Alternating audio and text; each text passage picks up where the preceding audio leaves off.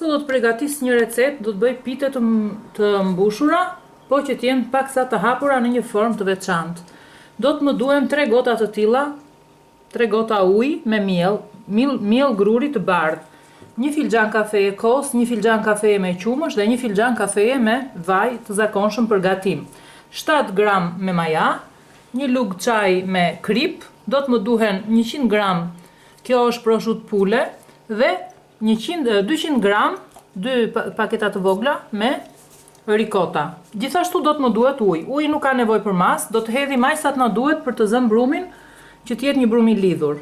Në fillim do të shtojmë majan dhe një nga një të gjithë përbërësit që kemi në pjatë. Vajin, kosin dhe qumshin. Dhe do të përpiqemi të zëmë brum. Më vonë do të shtojmë kripën. Do të shtojmë edhe kripën dhe shumë pak ujë. Ja, një mas të tillë, shumë pak ujë. Jo më shumë. Dhe zëmë brumin.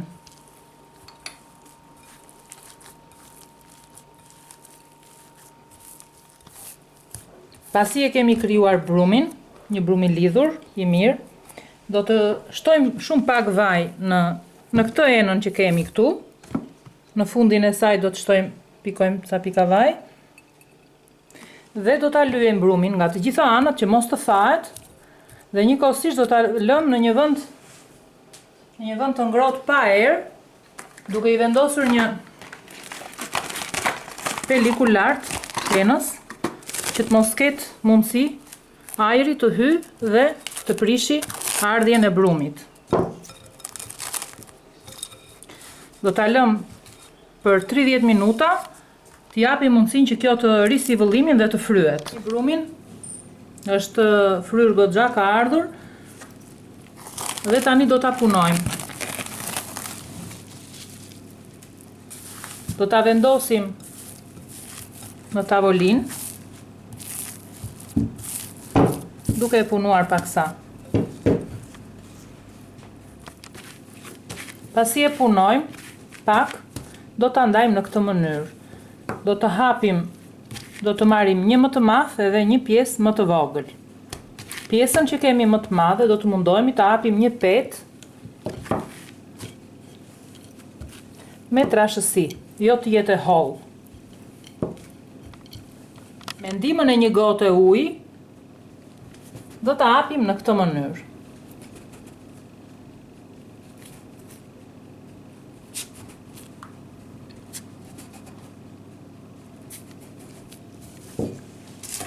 Pasi i kemi marrë, i kemi hapur në këtë mënyrë, i vendosim tek tava për pjekje.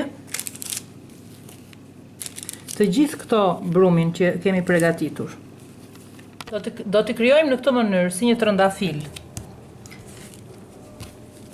Me brumin që kemi lënë me njan, do të këpusim 2 të tilla, do të heqim me njan 2 të tilla dhe do të vendosim, do t'i hapim në këtë mënyrë.